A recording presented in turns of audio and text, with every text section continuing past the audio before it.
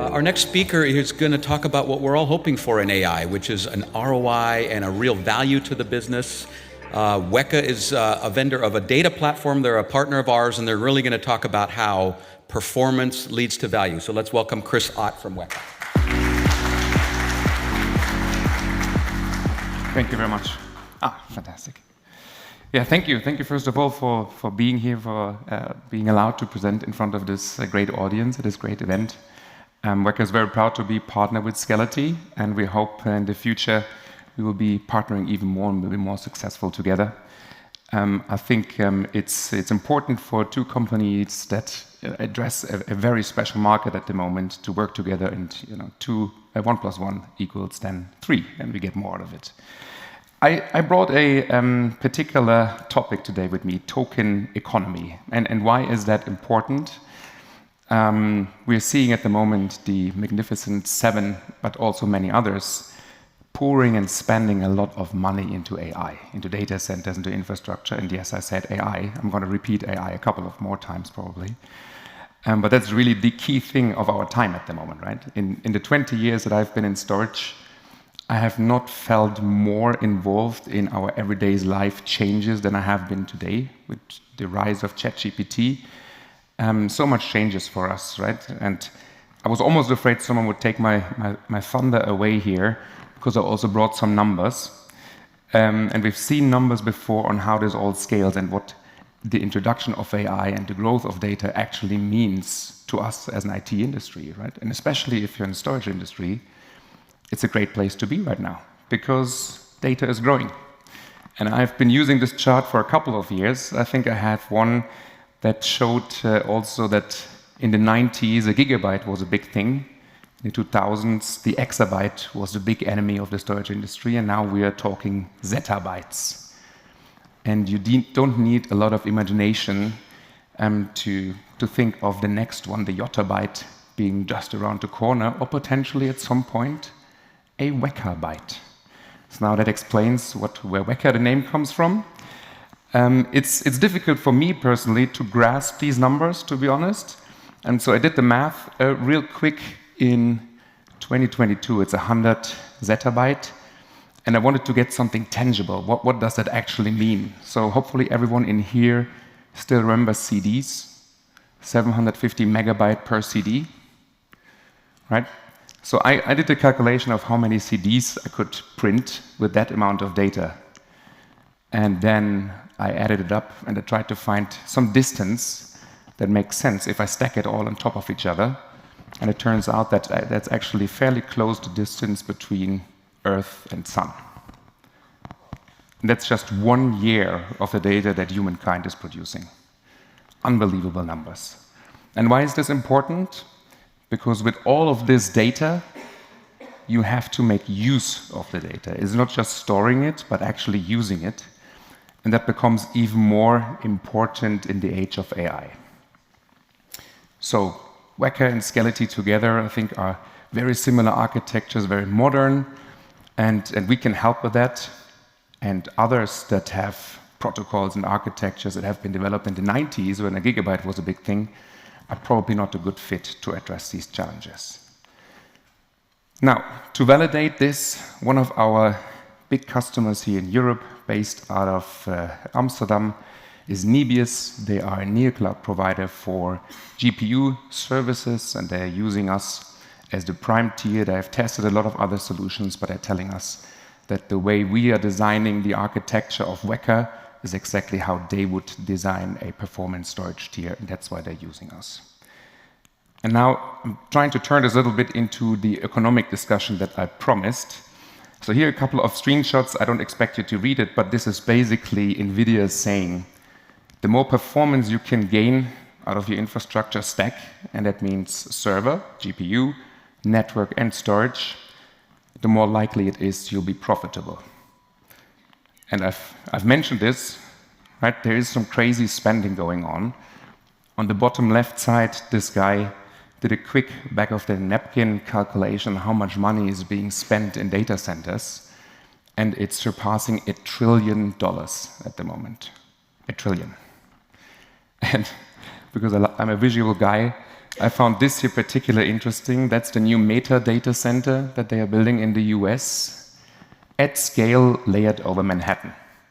Just to give you an idea how big the spend of infrastructure and compute and all this stuff is. So the sane mind would start to think, is this ever going to return a positive ROI? Right? Because there's so much money flowing into it. And so let's think about it. Let's look at what it is that we're actually doing with all of that capacity, right? With the power, with the GPUs, with the networking. And if you distinguish these three workloads, HPC, AI training, and AI inference, then I've basically mapped this out to different industries and how they're using it. The size of the bubble basically tells you how much it's growing and how much spend is happening in that area. Now, we've seen that in the last 2 or 3 years, training being really important. And now, by the size of the bubble, you can see that inferencing becomes more and more important for our customers. And so that means a lot of that spending is going into inferencing. And if you're able to fix inferencing, you'll be able to deliver a profitable AI service. Now, how does Weka map to that? Real quick, I don't want to do a product pitch. We have a product that's called Neural Mesh, which is basically software-defined storage. It creates a hyper-performant parallel file system. And then we have additions that you can add to it. One is called Axon. It is basically an implementation of our parallel file system on top of GPUs. So using the East-West network for even more performance. And then we have something that I like as a German, AMG, Augmented Memory Grid. And that does exactly what the name says it does. It augments memory. So keep that in mind for a bit. I want to show you why that's important. So if you look at the bill of one of the H100s here, the bill of material on the left-hand side, you don't have to read all of these things, but basically it costs around 300,000 euros or dollars. And on the right-hand side, you see the distribution of cost for everything else and of memory. So that means if you look at the different iterations from the A100 to the GB300, the cost of memory has been increasing. So suddenly memory becomes really the cost factor because it is a bottleneck. The data, the amounts of data that we have seen that are being created, that are being calculated, have to be stored somewhere. And that is why NVIDIA puts more memory, high bandwidth memory in their servers. Now, what if you can augment that memory with good old-fashioned, high-performant, networked parallel file system storage, right? In short, Weka. That was a bit clunky. Because what we can actually do is, we have shown in benchmarks that we can perform at the performance level of host memory, providing the latency and the throughput just like the memory in one of these GPU chips. So therefore, you need to spend less on these GPU chips. And I want to show you how we do that. So if you look at this looks a bit technical, but it's basically what we do every day. So on the top of this chart, it's a chat session that you start with ChatGPT. You upload your pictures, you upload a PDF, you fill your context window with words, and then you send it to ChatGPT. And what happens here is basically the model, the LLM, turns these sentences and all these things into machine-readable tokens, which is called prefill. And these tokens live in the memory together with the model itself and some other things that the GPU needs to run, obviously. And on the bottom side, this is where you actually get the value, which is where the LLM decodes an answer and gives it back to you into actual text. Now, this would be super easy if every one of us had their own GPU, but we don't, because you want to be profitable with this 300,000 euros that you're spending. You put more and more customers on this GPU service. So now suddenly these customers compete for all the resources. And what happens is, at the inference request layer, the prefill side of things, cache gets evicted, and you're basically throwing away tokens that you have produced with the investment of energy and GPU power and all that stuff. Right? So you're throwing away a very good product because you just can't store it anymore. What if you could There's an animation missing. Sorry, I'll go back. That was deleted. Doesn't matter. What if you could store all of these tokens in the network at Weka with Skeleti underneath to scale to exabytes? Right? That would basically solve that problem. You would never have to throw away tokens again and therefore have a higher GPU utilization. And this colorful slide shows how this becomes even more relevant with agents. Every single one of these bars here is one of these chat requests.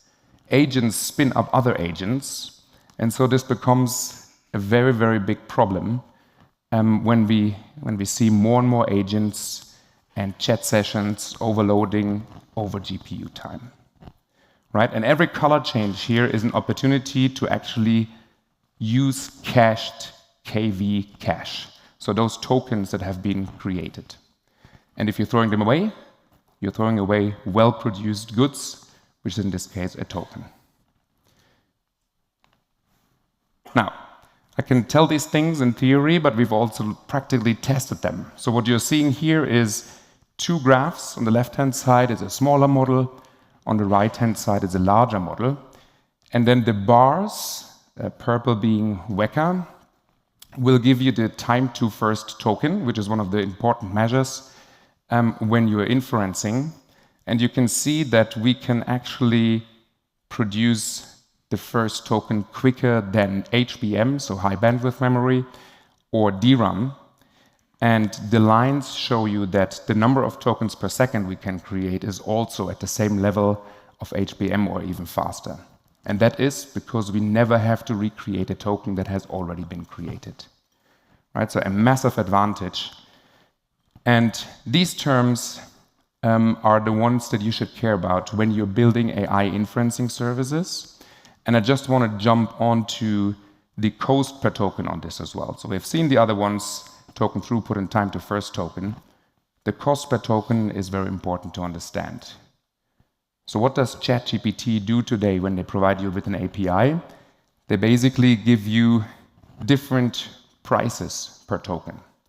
And these prices, they basically reflect the problem that I was just describing, right? You have an input price and you have a cached price. So if they already have the token, it's cheaper because they don't have to use GPU. But then, as I said before as well, every 5 to 15 minutes, that cache is probably being evicted and you lose those tokens. And there's an output token price. I found here an example of DeepSeek. I think that is fairly recent. And it shows you exactly that, right? The cached token price is merely 3 cents. That must be 100,000 or something token. And the cache miss price is 10 times that. What if now you could create all of these tokens for the price on the top for the 3 cents and charge your customers 10 or 15? That means you're super competitive with someone like this, and you still make a hell lot of a margin out of it. And that's the point of what we would say is a token warehouse, right? Don't create and throw away tokens, keep them and put them into a warehouse. And if we're looking then at profitability as a general thing, we have done some tests, and I think this is fairly obvious, but being able to store these tokens, not recreate them all the time, enables you to have a higher amount of parallelism on your GPUs. And what this chart tells you is basically here in the middle, the number of users that you can host on a given GPU server and how that translates to a profit. So clearly, the more users you can have, the better it is for your profitability. And if you don't have to spend GPU time on creating tokens, you can have more users. Right? So this, in return, creates then a positive ROI token economy. I have this in 2 white papers on the left-hand side. This is our general architecture. On the right-hand side, the white paper about what I've just said, augmented memory grid. So feel free to take a snapshot here and get the links. And I'll be around at our booth and happy to talk to everyone about this. Thank you.